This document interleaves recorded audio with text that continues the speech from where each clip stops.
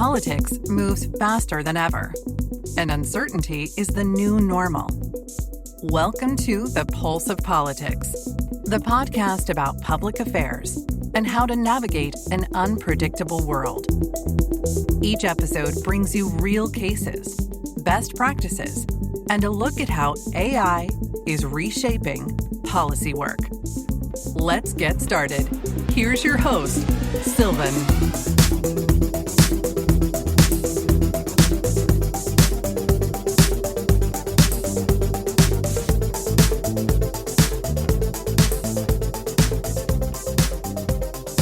Dominique, very well welcome to the first episode of the Pulse of Politics podcast. It's a pleasure to have you as our very first guest. Thank you for being here. Sylvan, thank you so much. I'm very honored. Pulse of Politics. You know, we needed this so long and finally it's happening. I'm really happy to be the first one to break the ice. I couldn't imagine a better guest than you because you have an incredible experience in the scene, in the area of public affairs. Today, you are the partner at Hirzel Schmid Counselors, the leading strategic communications consultancy in Switzerland. But your background is a bit different. You actually studied history back in the days. So I was wondering, what were your career ambitions and visions back then after you just got out of university? When I started at university, I always had people who told me, you have to plan your career very carefully. You have to make sure that you do not do the wrong steps, and then you will end up in a situation where you can find no other way. So for me, I can actually tell you, when I studied, I followed my curiosity. And that is kind of like a driver since then that helped me to be so successful. Being curious about the world, about how things work together. And that is also the background of studying history or studying languages or studying social sciences anyways. The curiosity to understand things. Why is A happening like that? Why is B happening the other way? And that's the curiosity at the beginning of the studies. And then everything came together. You know, when you start with politics, like my first job, I came to a telecom operator and they had like political department. And I was curious, what do they do? What is this, a political department in a telecom operator? Crazy stuff. I spoke with the people and I realized, that's very interesting because they try to create more information, better understanding with politicians, with administrators that are not so close to the business that they are. And that is usually the biggest gap that we have in our societies today is a know-how gap between the guys who really work in companies, who work at the front end with the clients, with the technology, and on the other hand, the regulators that try to really do good regulations, but they often lack this in-depth experience of working at the front end or working with the technology in the business.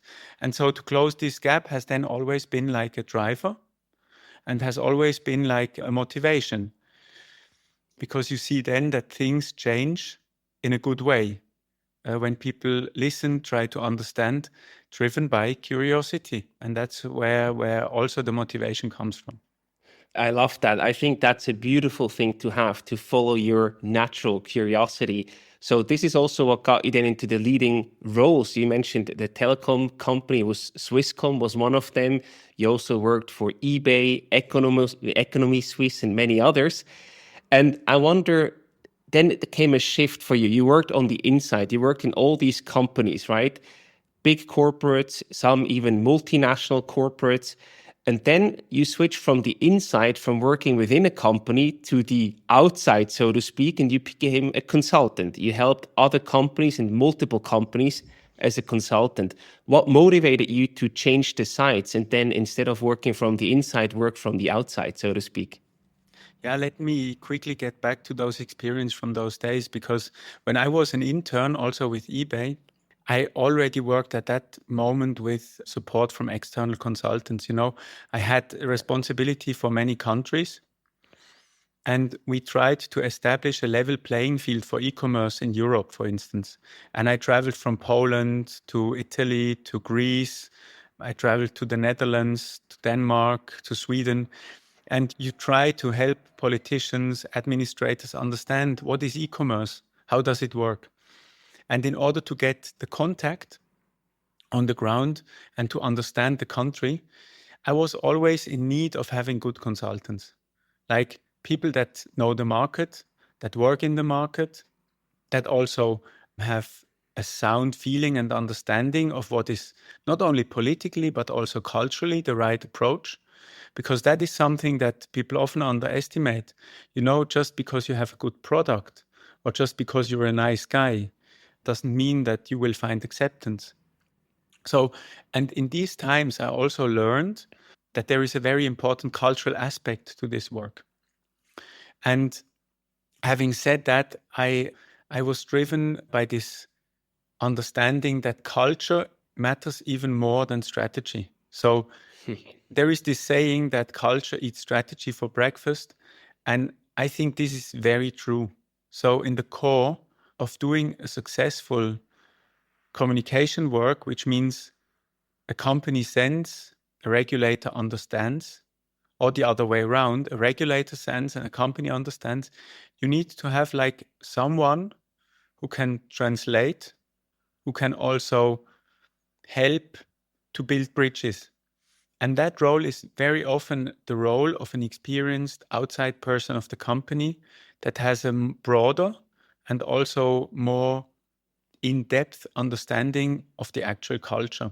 And that was my first driver to say, hey, well, I don't want to do this for a company only. I want to do it for many companies so that I can leverage this know-how and this experience for all actors in the country that is my home, like Switzerland. And that's when I started in the early days with my career as a partner at Hirzel Schmid, doing mainly political work in the capital city, Bern, linking also the international companies to the political environment of Switzerland, which is very particular because of the direct democratic system. It's not complex. It's also not complicated, but it's different. And to guide international companies to find their ways is also, in my view, a contribution to bring the country faster forward than if you would not do it. So it's like a little bit a catalyzer to make sure that the country stays ahead. And that's what has fired me up to start this job. When I started in April 2012, that was completely different. I imagine. We can talk about these differences in a second. I also envisioned that your roles in these leading companies, that you worked for only one company at that time, that these experiences sort of prepared you to then be able to support many others as consultants, right? It was like sort of the next level to reach also to a certain degree, I imagine. For me, that has been always like a driver. If I have a nice saying about that, there is eat your own dog food. So Yeah. when you have been in the shoes of the people you consult, you can understand their needs. So for me, it was crucial for my success in my career to have had the experience of working with an association, working with a multinational company as an intern, working with a national company as a manager, working with a national company as an intern. So many experiences. I lack some still. You can't do everything, but I never worked for the administration. And I just can, for all the young people who really want to go into that career, I can only give like my experience or share my experience, which is the more you have seen, the better it is. Perhaps a criticism about consultants that do a consulting career. I think it's very difficult to be a senior consultant without having worked in a company or in an organization beforehand. Fully agree. Yeah, that's so difficult. Like, how do you want to consult someone if you have never done it yourself before? Absolutely. It's very hard. Yeah. And in that sense, when you moved on to the next company or then also switched the sites, when did you know that it was time to change? Because often people stay on much longer than they should have. How did you feel that it was the right moment to move on? So actually, it was always too early. Okay. But I can explain to you that I have a little scheme there in my head, because from a very famous headhunter in Switzerland, I have learned that he said, yeah, well, the first year, you are not a contributor to the company. You are learning a lot because you have to learn like the market, you have to learn the products, you have to learn the culture, you have to learn the ways, you have to learn the challenges. And then in the second year, when you have learned that, you will go to a level where you can really contribute. But you will apply things, and you will help the company to achieve goals. And in the third year, you're ready to then also develop new ideas, to develop like creative thinking and to think ahead. And from there on, the company profits more than you do, which is also like a good indicator to say, okay, at 4 or 5 years of practice, it's a good moment to also look for your next challenge. Now, someone can stay longer because you have different roles in a company, or you change like the function, or you change even the country, or you. So then it's a different story. But for me, whenever I felt that I'm at the level 3 or 4 where my creativity is bringing forward the company, I tried to stay not too long, but to find a new challenge or a new opportunity where I can also learn. Because in the end, of course, a company deserves that you take that you take it to the next level.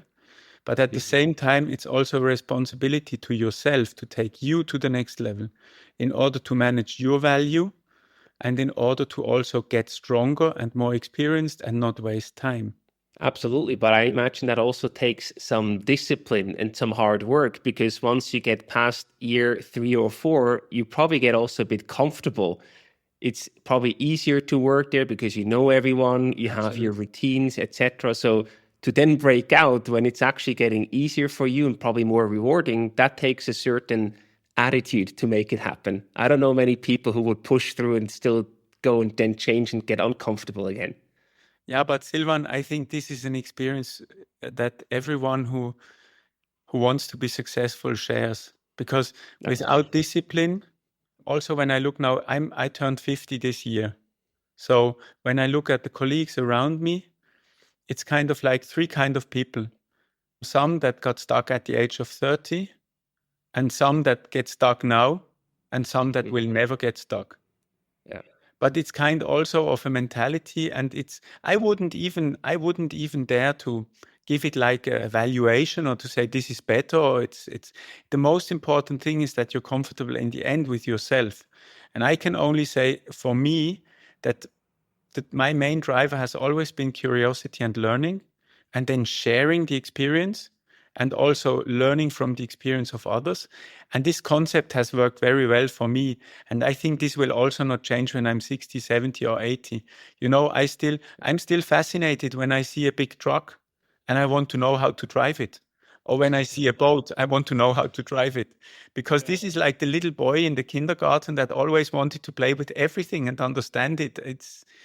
And this driver doesn't go away if there is a 50 or a 60 or a 70 on the number plate. I think that's beautiful. That's something that I hope you will never lose, because it sounds like a recipe for a very happy life.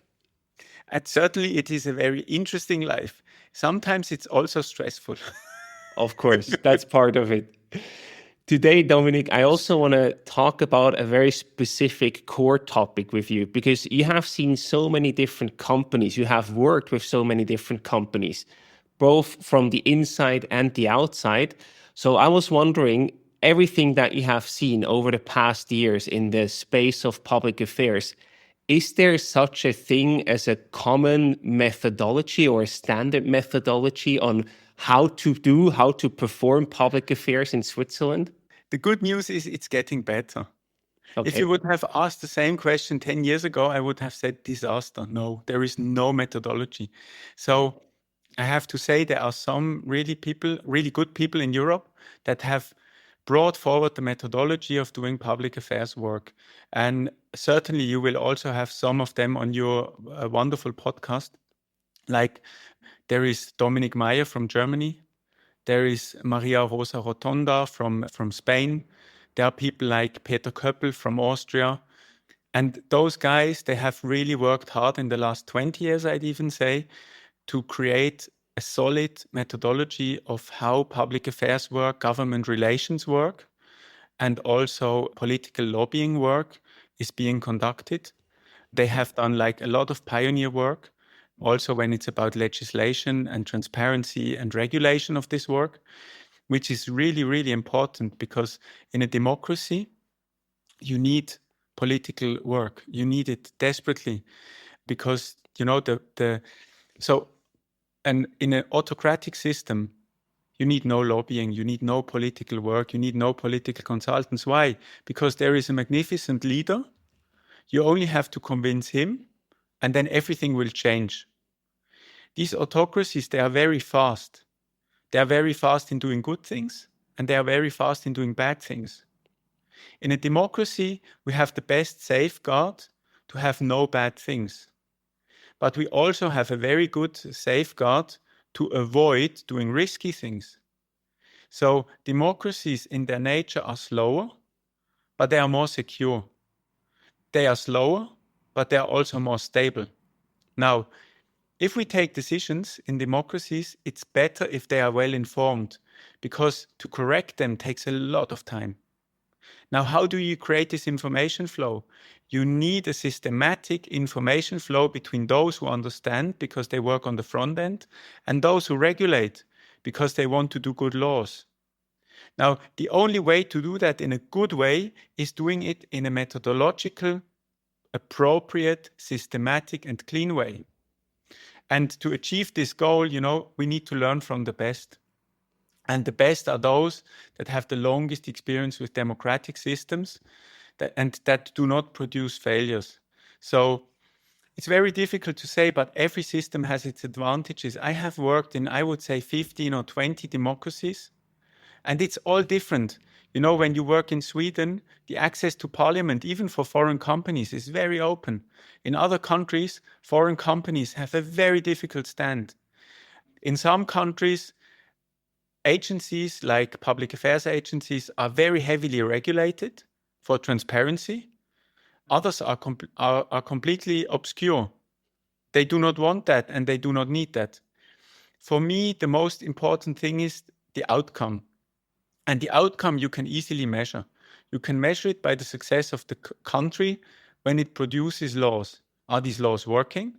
How many times do they need to be reenacted? How stable are these laws? Because, you know, on the long end, there is the investment security.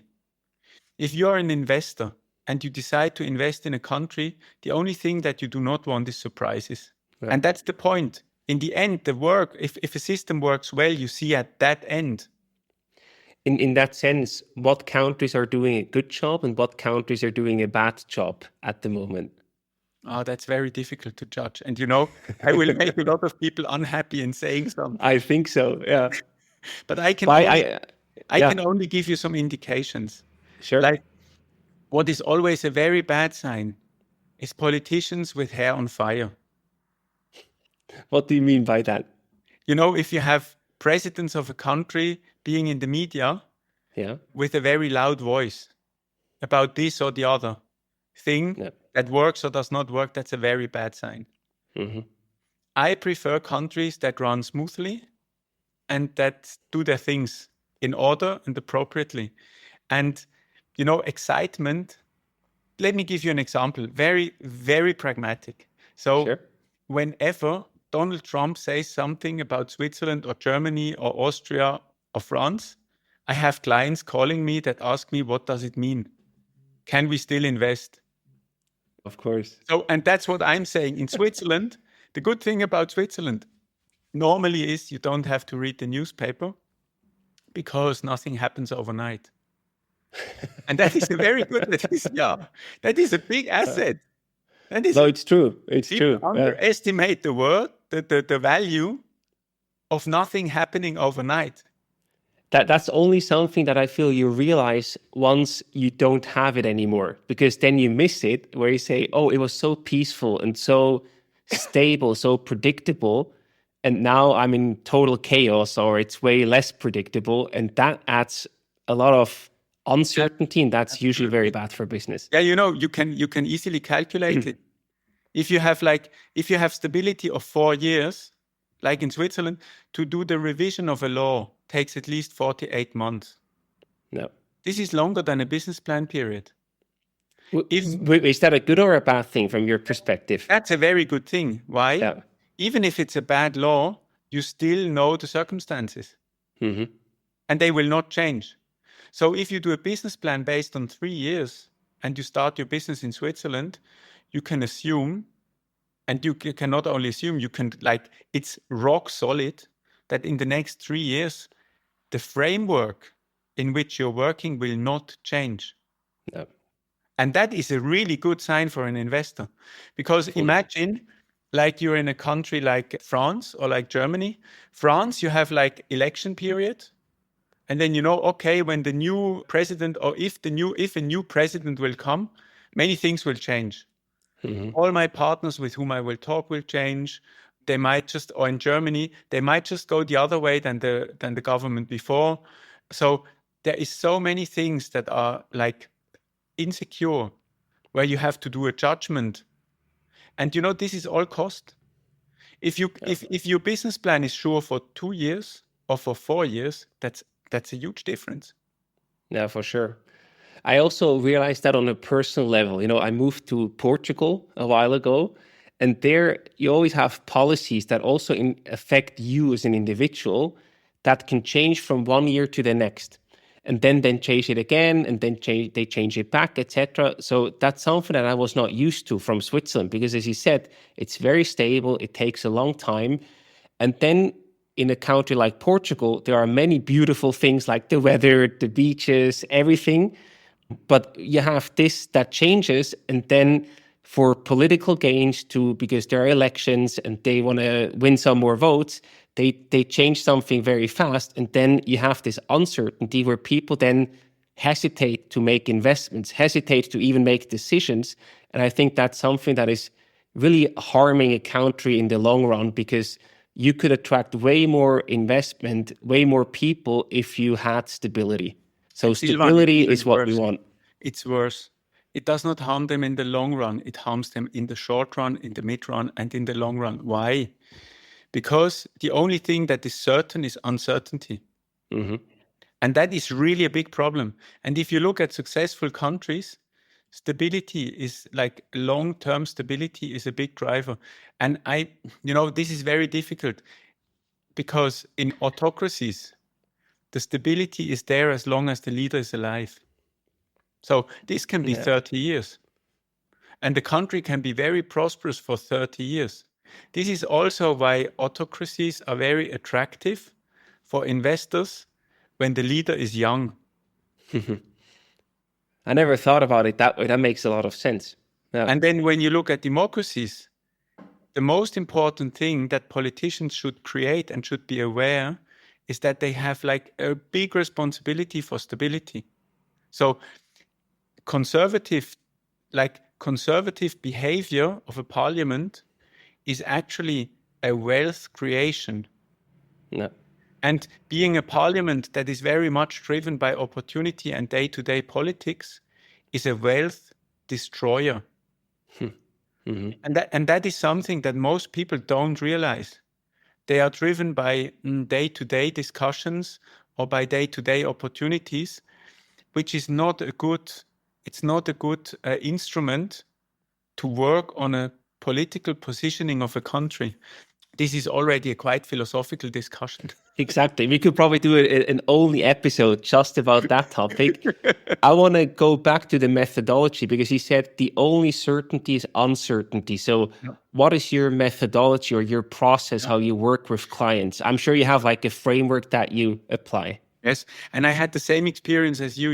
When I started working outside Switzerland, I realized that uncertainty is like the normality, or is the normal situation, and stability and certainty is like something that is not to be taken as a given, but is something that you have to earn. And what I then started is also, when I worked in these different countries, I tried to develop a methodology for the local management to avoid surprises. Because the only thing that you do not want in political work is surprises. You want to at least have 2, 3, 4 months of visibility ahead, like a radar. How can we navigate? It's a little bit like with an airplane. if you have like a clouded sky, you need like a radar. Or if you are on a boat, you need a radar because you just to see also an echolot to understand like what is happening under the water. Where are the rocks that you could hit? Exactly.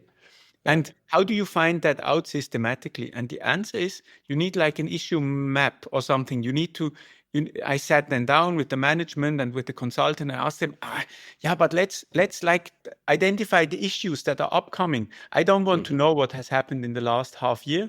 I want to know what is happening in the next year. Yeah, we cannot say that, they told me. Yeah, we cannot like really. But then I said, okay, then let's do a best guess. Let's try to find out, like a radar is also not 100% like accurate, but at least if we're 80% accurate, we are like 3 times better than everyone in the competition. Yeah. And then we started with that, with these issue maps. And also kudos to Peter Köppel in Austria, who worked a lot on that. And also Andreas Kovar. And it's a systematic that is like well known also in the US to create an issue map so that you have a sound understanding of what are the big rocks ahead. Now, the next step is that you say, okay, now when you have identified those issues, yeah, but what do you do with them? Because usually these issues, they are like driven by someone. There is an external world, there are stakeholders out there, there is society, there are NGOs, there are media, there are politicians, there are interests. Someone is driving those interests. We need to understand who are the stakeholders, who are the people driving those issues. And that was the next step. So we developed stakeholder maps. So we have issue maps, we have stakeholder maps. And that allowed us to have a sound understanding of what is out there. Like, it's like you can imagine like a little bit like a map. It looks like an unknown forest where you have as soon as you do that, you have like small paths that, you know, I can go this way and there is like a rock and then there is a waterfall and then there is like 3 trees. And so you can start to navigate. You can start to navigate. And that is something that is we developed, like I would say in the early 2009, 2010, 2007 already. We worked with that. But it was always a big hassle because, you know, you had to do that on paper, then you had to update it, you had to share it, everyone had to have the same understanding. You had a lot of meetings for coordination. So that was really, really a lot of hard work, but it helped to have a radar. And that is where the methodological discussion became more systematic. And on top, yeah. No, please. So, and then on top, as soon as you have that, of course, you need to start the monitoring. What does that mean, monitoring? What do you monitor? So when you have like for your company, you have like identified 5 issues that are relevant, like a new taxation law that is coming, or like a new law on working conditions, or on data protection, or on cybersecurity regulation, or what have you. Like when you have identified those issues and you know who the people are that are concerned, like the head of the cybersecurity office, these 3 or 4 journalists, this institution from a university, when you have identified, you need to understand what they are doing. And this is monitoring.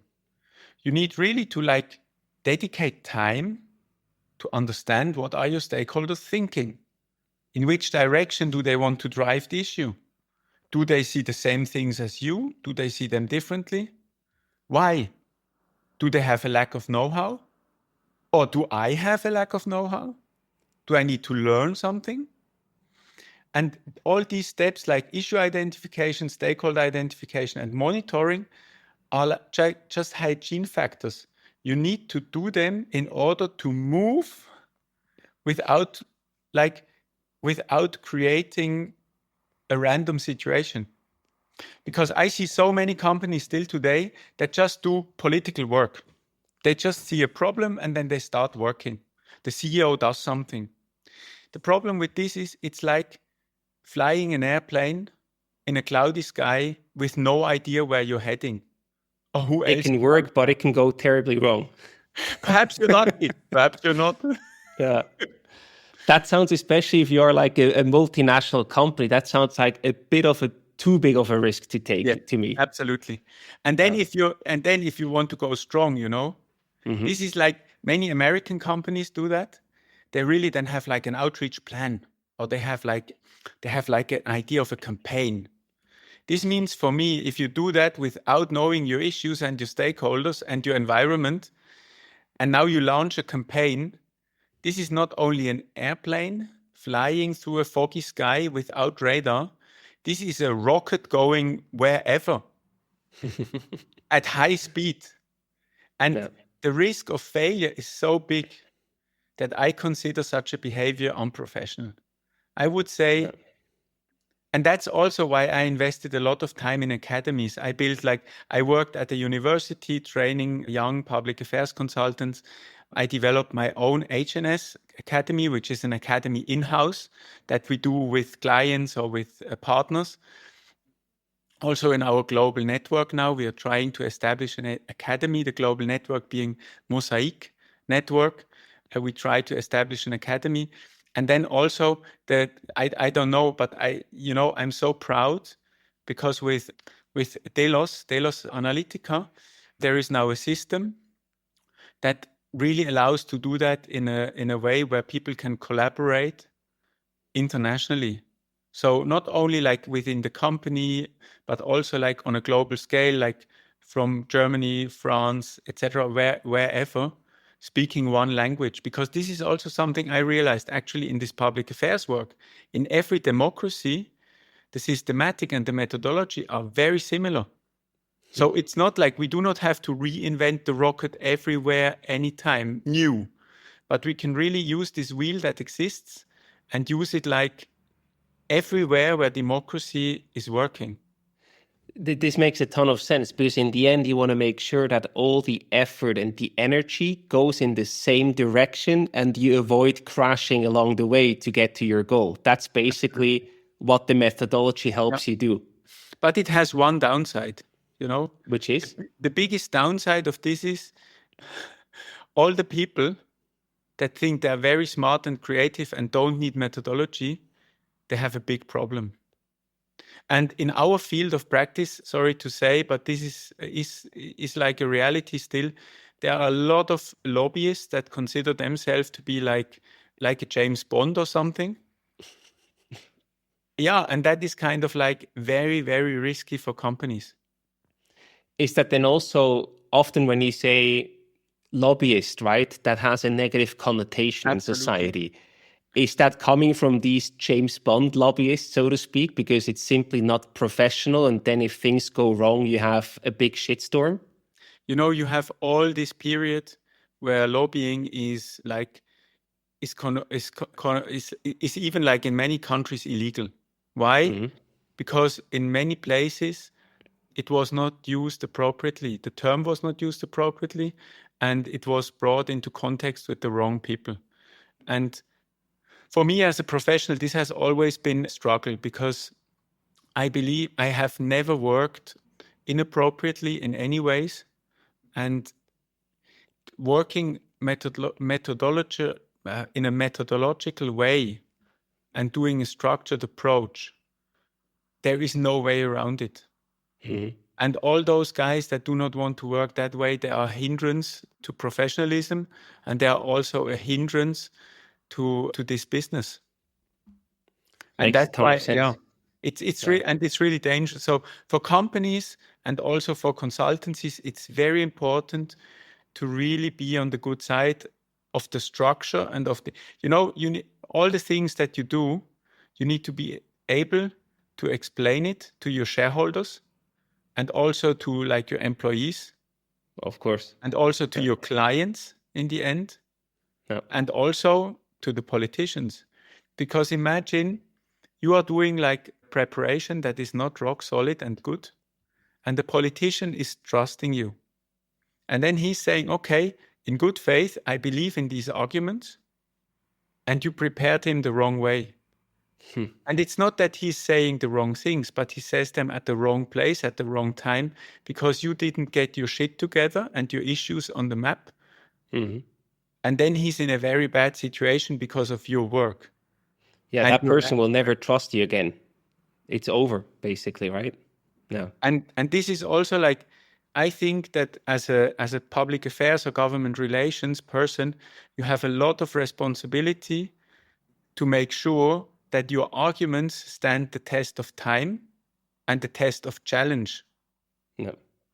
And that also a part of these arguments is not only like how is the semantics, how is the rhetorics, but what is the timing, what is the environment, and how are they being accepted by the environment. And therefore, you need a systematic planning and understanding. Now, I imagine even with the best methodology that you just described, I think we really well understand now why it's important to have a methodology and how yours works. But even with the best methodology, you probably still face some challenges in the execution phase. What are the common or the biggest challenges that you see when you work with your clients and you use this methodology? Where are the biggest pitfalls? Yeah. What do they get wrong, or what can still go wrong despite having the best methodology in place? Of course, there is like a lot of experiences regarding these things, but like never underestimate the importance of the culture. Yeah. Because even if you are well prepared, even if you understand everything, a communication can get completely wrong because you misinterpreted the situation. So what I always do, and this is something that I find very important, is communication is never good or bad, but communication is better or not so good. So I always try to work with a sparring partner. It's a little bit like when you work as an engineer. When you work as an engineer in a complex environment where you have to do with, like, I had that experience with a company I worked with. They were in chemicals. They did a lot of very dangerous chemicals. And there I learned something. They always talk to each other. Whenever they do something, there are two people. And they always share what they are doing, and they always reflect together. Because two minds are stronger than just one mind. And what the biggest risk factor where things go wrong is when public affairs people do work alone. When they work like solitaires. When they really are like single people and they do not share information openly. Because, as soon as you start sharing, risks become evident. So I'm a big fan of always sparring before going into action. And then also after the action, when you had like a meeting, when you had like always debriefings, and always very open, and always that the problem is the naming of things that did not work, because people then feel like it was not successful. But you can only learn from things that did not work. So we should celebrate also people that are open to share things that did not work.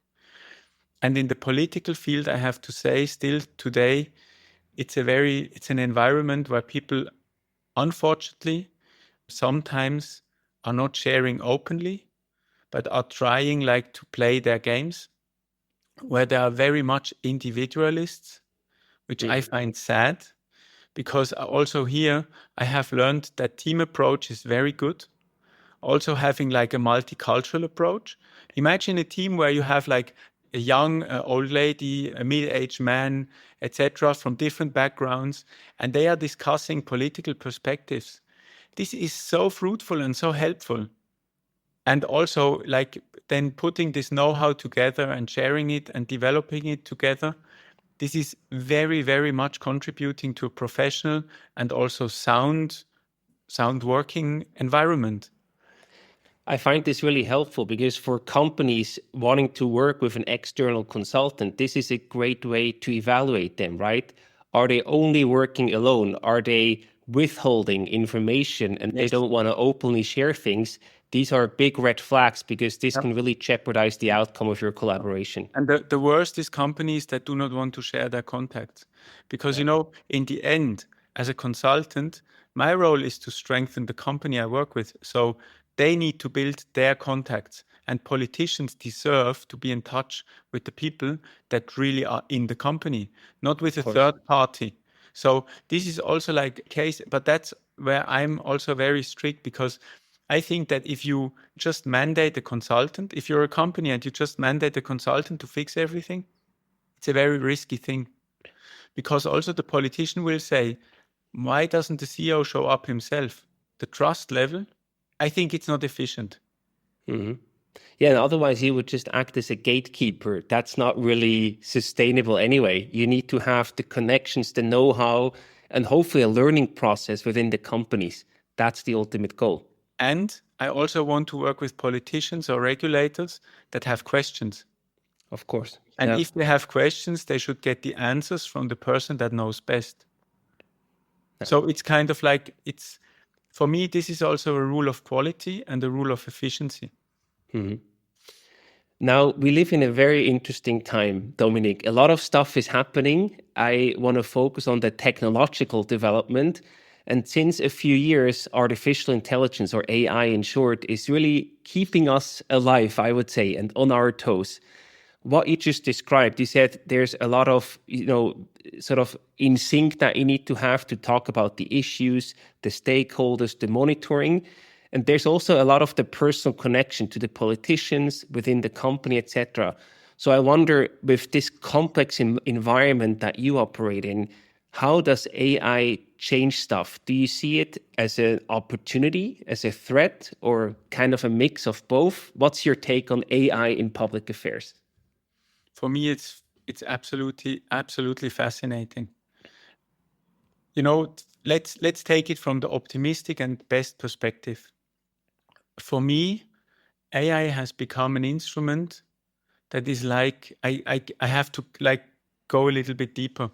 When you look at the big internet. So far, when I started with the internet, I had to do a course at university how to use Yahoo services to find things. I had half of a year where people instructed me how to use the Yahoo services. Okay. When I went out of university, there was Google. Google found everything. Okay.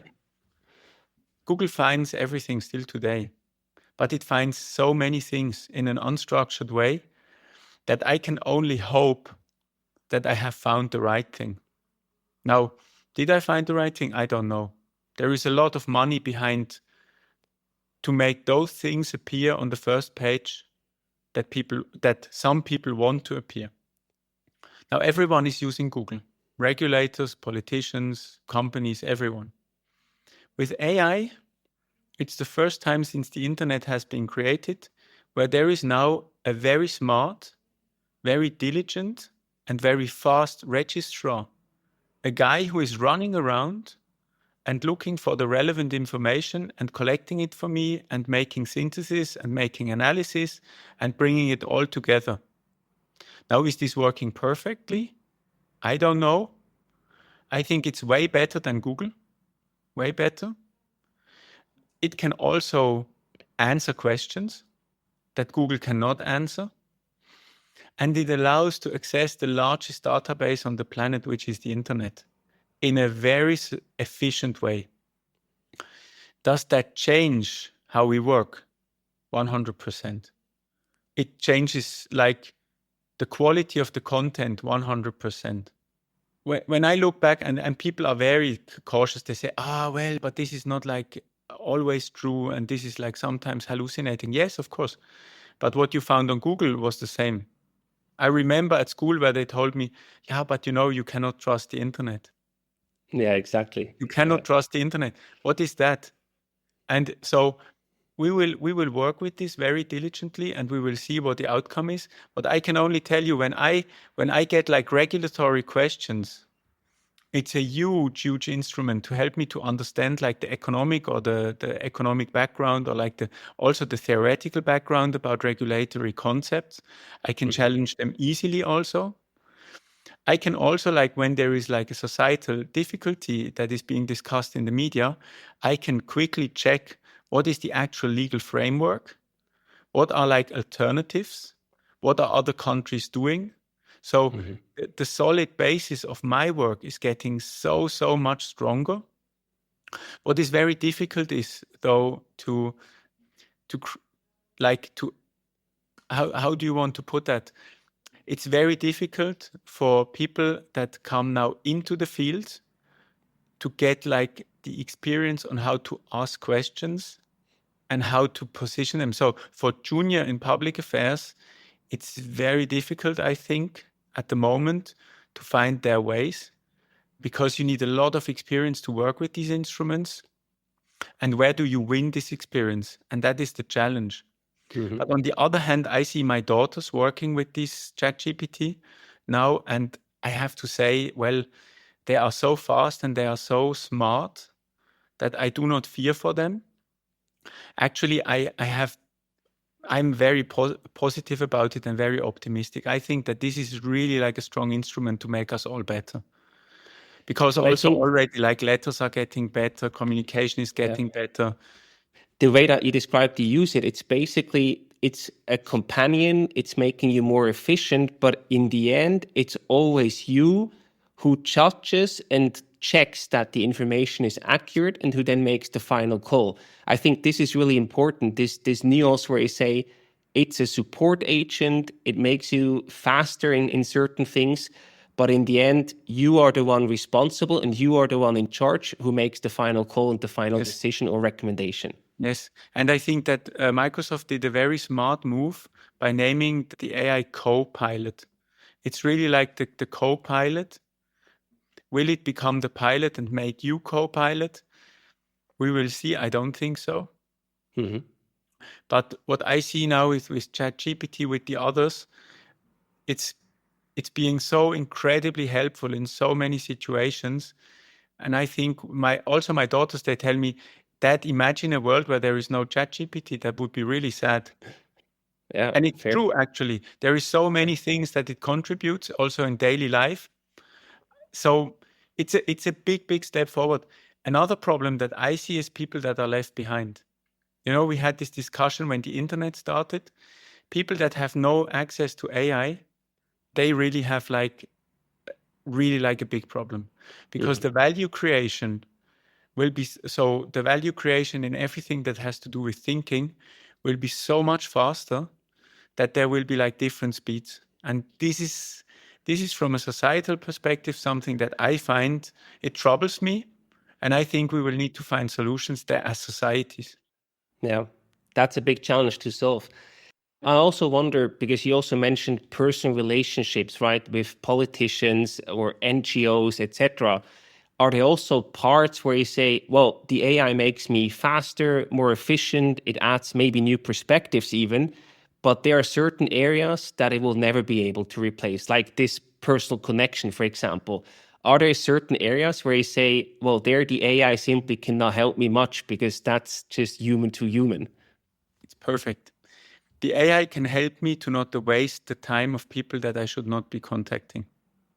Because in the past, when you had to find out whether you want to meet someone or when you need to meet someone, you always had to do phone calls to find out who is the right person. If the AI can help me to identify the right person straightforward, like right away, Yeah. without this troublesome, burdensome abuse of time of third parties, then it's a very, very good thing. But the personal contact, you know, if I'm a politician, a regulator, or a CEO, and I want to know what the other side is thinking, I can ask ChatGPT. I can ask ChatGPT, hey, ChatGPT, tell me, what is the head of the Ofcom thinking about this and this? And then it gives me an answer. Do you really think that you can trust this?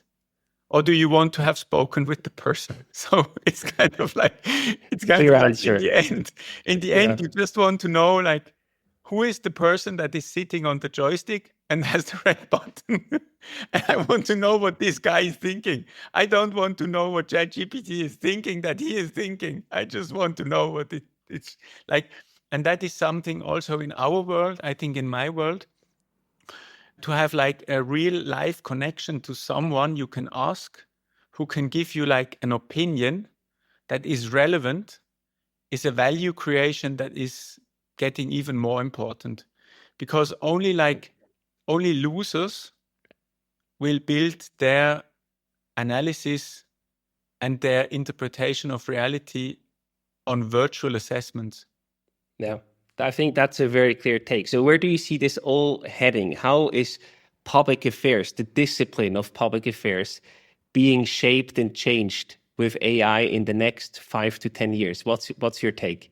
It's a very long time, 5 to 10 years, but I think that democracies, like all the law making, will get better and better through AI.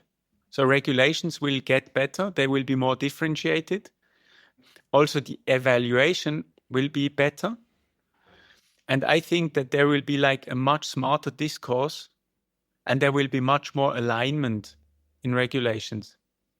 Because there will be a moment in time, like in the near future, where you will challenge your law against the international competition. Imagine today, I tell you, you are now an employee of a government authority, and I tell you, hey, our law on foreign direct investment, I need you to check the most relevant countries to see where we are like lagging behind. And I want the most modern framework. Now, for you, this would have been a task for 3 years to find out. With ChatGPT, you can do that within weeks, even perhaps within days. Now, everyone can do that, everyone. Yeah. And what exactly should hinder you to then change the law? So I think that there will be like a much more level playing field for many things in the future, thanks to ChatGPT on the regulatory side, also for companies. But there will also be much more compliance, because companies that are not compliant can easily be checked by artificial intelligence. True. All the reports that are unread, you know, how many reports are being published today and are being thrown to the trash unread, will not happen anymore. All the dead websites on the internet that have not been revisited for the last 5 years, where a company displays something that is in contradiction to their strategy, everything will be evident. Investors will have a clear picture of a company and also of all the problems that the company has, like the things that they say and that they do. So forget like everything, like all these small little tricks that companies play. This is over. Yeah. So It's really what you said, the leveling the playing field, right? The regulators also level the playing field in the sense that if they use AI, they get faster, more efficient. So for you as a company, it's even more important to adapt to that level as well. Otherwise, you're not only left behind, but you actually also will probably get penalized, etc. And there is a I see. completely new role of the website of a company. And this is also a very good development, because companies, everything that they communicate publicly will be read. Yeah. And That's it will amazing. be used. And that's really amazing. Yeah. It adds more transparency and more accountability on all levels, basically. That the laws that you have in place, that they actually get enforced, and that companies are actually held accountable to what they said they're going to do. For me, it's the end game of the end-to-end paradigm. You know, in the Roman times, we had a 1-to-N paradigm where one person was talking to the Senate, everyone was like listening. And then there was like the book printing where we had this, this first was the Roman was like 1-to-1. The book printing was the 1-to-N, where you had one sender and a lot of readers. And now we have this end-to-end paradigm where everyone can work with everyone, interact with everyone at any time. But through AI, it's really working, because you really get the information, you really get to the people you need to get to. So it's kind of like creating an incredible value for those who want to interact on a specific topic. Yeah. And there we see the historian coming back. And that is the perfect segue to my last question before we wrap up. If you were starting your career again today, would you still go into public affairs, or would you do something completely differently? Maybe something connected to being a historian? Silvan, listen, I'm like having had the privilege to study history and French literature and culture. I have to say, I feel very blessed, because in like only 100 years ago, this was this was a privilege for the better off. No. Like a normal guy like me could not have afforded to do such an approach to life. Now, ending up in political work has not been a decision, but it has been a lot of fun. And I cannot imagine doing something else. Having said that, I really, really like to be also on an entrepreneurial side, because working as a consultant allows me to not only follow that career path, but to also like build my curiosity on other fields. And this is something and that's also where the historian comes in. There was a concept in the Renaissance of those guys who wanted to know everything about the world. And I still like that very much. I'm very much driven by understanding a little bit how everything works together, fits together. And I don't think that there is a job description for that. But if I could choose, I would go that way. That's great. That's great. So to wrap up the conversation today, Dominique, I have 5 rapid fire questions for you. I give you a short question or options to choose from, and you have to answer in maximum 1 sentence. Okay. Are you ready? Yes. Meat or plant-based diet? Oh, I'm a meat guy. That's what I do. That's why I wanted to ask you that. What is the best advice that you have ever received in your career? Read between the lines. Nice. And what is one policy issue that deserves more attention right now? Privacy. Yeah. And what is the biggest misconception that people have about public affairs? The biggest misconception is that it's a relation business, when in the end, it's like an issue business. I love that. That links beautifully back to your methodology that you shared with us today. And the last question, if you had to choose history or public affairs? History. Fair enough. Dominique, it was a real pleasure and an absolute honor to have you as our first guest here on the podcast. Thank you so much for your insights and for your time today. Thank you so much, Silvan, and the Pulse of Politics. I wish you like a lot of success, and I hope that I was a good icebreaker for this start. Thank you so much. You've been listening to The Pulse of Politics, a Delos podcast about navigating uncertainty in public affairs. For more insights, visit delosanalytica.com.